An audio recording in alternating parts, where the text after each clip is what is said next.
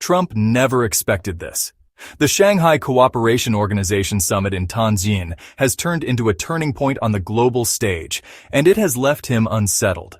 What looked like another formal gathering became the most significant SCO meeting so far, uniting India, China, and Russia in a way the West did not anticipate. Picture this. Nearly 40% of the world's population and close to a quarter of the global economy represented in one hall, making it clear that Washington no longer dictates the rules. For U.S. policymakers, this feels like their worst-case scenario unfolding. And as these country leaders try to set up perhaps what many see as an alternative to a Western-led or a United States global diplomatic system. At the center of attention stood Indian Prime Minister Narendra Modi and Chinese President Xi Jinping, who surprised many by pressing the reset button on their troubled relationship. Just a few years ago, their armies clashed violently in the Galwan Valley. Yet now, Modi spoke of trust and mutual respect, while Xi described the future as the dragon and elephant dancing together. They even agreed to reopen direct flights and continue dialogue at the upcoming BRICS summit. On the surface, it looked cordial, but the symbolism went far deeper. Two countries long divided by border disputes and rivalries suddenly found common ground. And with Vladimir Putin present, the message of a shifting balance of power was unmistakable. Putin himself hinted that Trump would fume over what BRICS was becoming. A bloc finally moving with one voice. Meanwhile, Trump keeps wielding tariffs like a hammer, while the SEC is shaping itself into a shield of resistance. India presents itself as a mediator. China flexes its military and economic weight, and Russia survives by aligning with both. For Trump, who once claimed he alone could resolve disputes like India and Pakistan, this is a blow to his image and influence. The global landscape is changing quickly, and America's hold is loosening. The pressing question now is whether this summit marked the birth of a new global order, and if Trump has any real tools left to push back.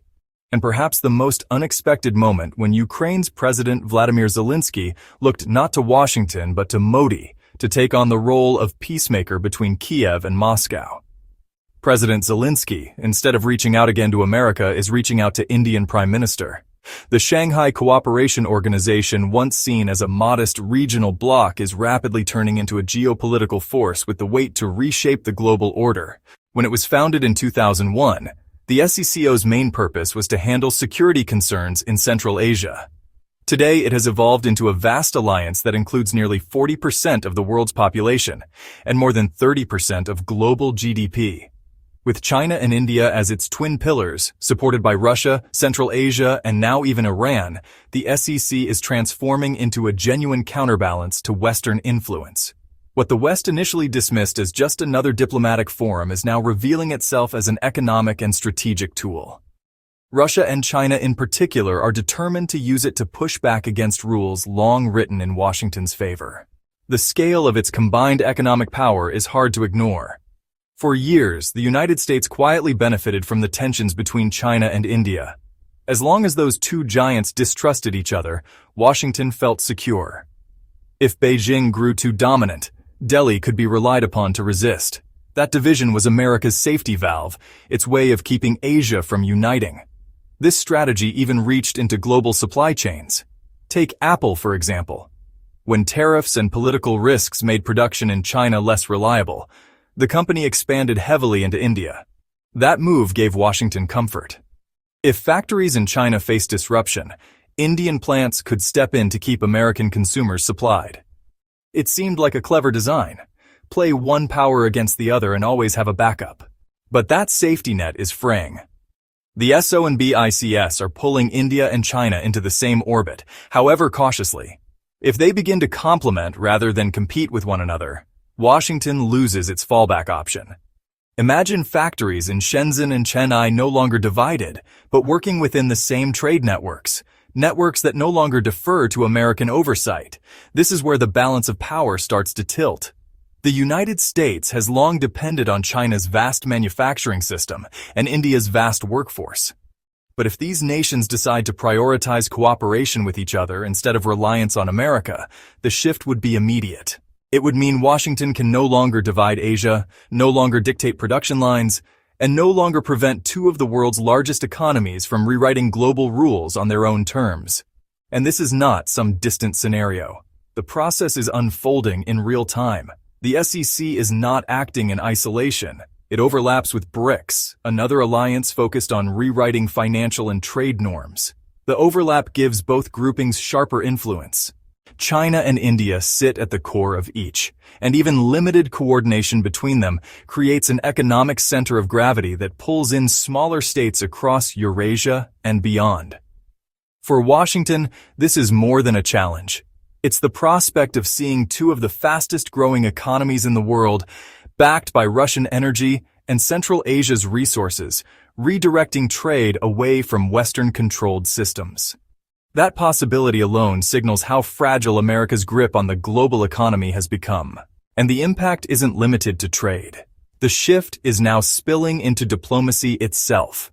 It is no small development that Ukrainian President Vladimir Zelensky has turned to Indian Prime Minister Narendra Modi to mediate peace between Ukraine and Russia. This is more than a diplomatic detail. It reflects how the balance of global influence is moving eastward. Only 2 weeks earlier, Donald Trump had met face-to-face with Vladimir Putin in Alaska. That encounter was expected to be a breakthrough, a dramatic attempt to end the war, yet it produced nothing. No deal, no truce, not even a roadmap, and now, instead of turning to Washington or Brussels, the world's attention shifts to New Delhi. For Trump, this is humiliating. He has built his image on being the ultimate dealmaker, the man who could sit across from adversaries and force a resolution. But Zelensky's choice of Modi makes it clear the world doubts America's ability to bring peace. For Trump personally, the stakes are higher than Ukraine itself. His reputation as the leader who could deliver results is now on the line, and he is unlikely to accept that quietly. Why Modi then? Why India?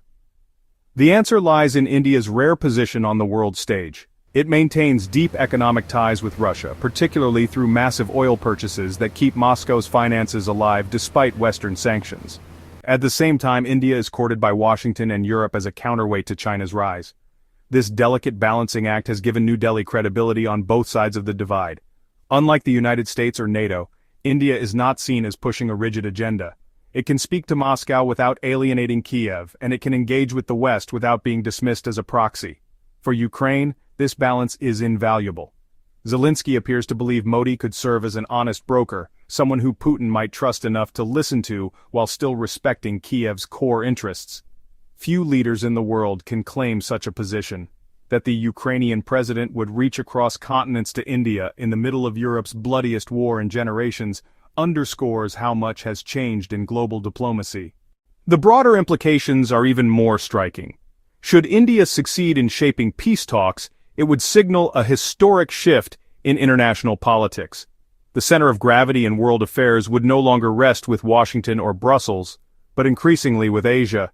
And at the center of that shift would stand Modi, representing a country that is no longer just a regional power, but a rising global player.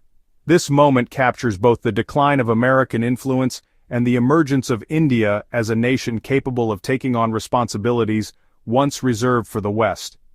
Despite the warm gestures at the summit, India's challenges with China remain deeply entrenched. The unresolved border dispute is the most serious of these, stretching more than 3,400 kilometers. The frontier has been the site of wars, deadly skirmishes, and tense military standoffs. China continues to claim large areas of Indian territory, even going as far as renaming towns and referring to Arunachal Pradesh as South Tibet. Both sides keep building roads, bridges, and military infrastructure, which only raises the risk that another sudden clash could erupt. Talks have eased some of the immediate pressure, but the wounds are fresh, and real trust will be hard to rebuild until the border issue finds a permanent settlement. Pakistan represents the second and equally thorny challenge. Beijing remains Islamabad's closest backer, supplying it with military hardware and providing diplomatic cover at the United Nations. At the SCO summit, the rivalry between India and Pakistan was impossible to disguise. Speeches on regional cooperation and stability rang out across the hall. But the body language of Indian Prime Minister Narendra Modi and Pakistani Prime Minister Shahbaz Sharif told another story. They avoided each other deliberately, steering clear of even a symbolic handshake. That silence carried weight. The SCO presents itself as a platform for unity. Yet the bitterness between India and Pakistan lingers like a shadow over the group's ambitions. Both countries are essential. India with its vast economy and ties to the West, Pakistan with its long-standing partnership with China. But their refusal to move past disputes over Kashmir and cross-border militancy keeps the organization from presenting a fully united front. At a moment when the SCO seeks to project itself as an alternative to Western alliances, these divisions undermine its credibility. For Beijing and Moscow, this deadlock is a source of frustration. For Washington, it is a useful reminder that Asia's unity is still fragile. And for the SCO itself, it underscores a harsh truth.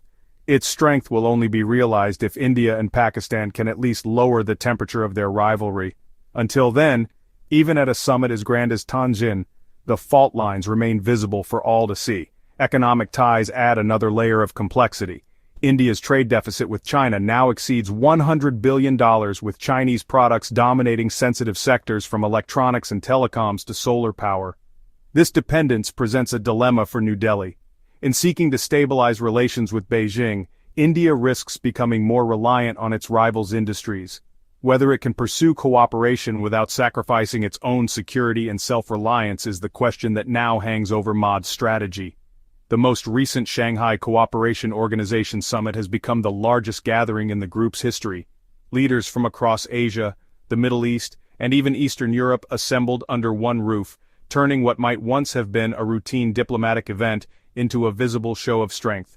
What stood out this time was the diversity of the participants.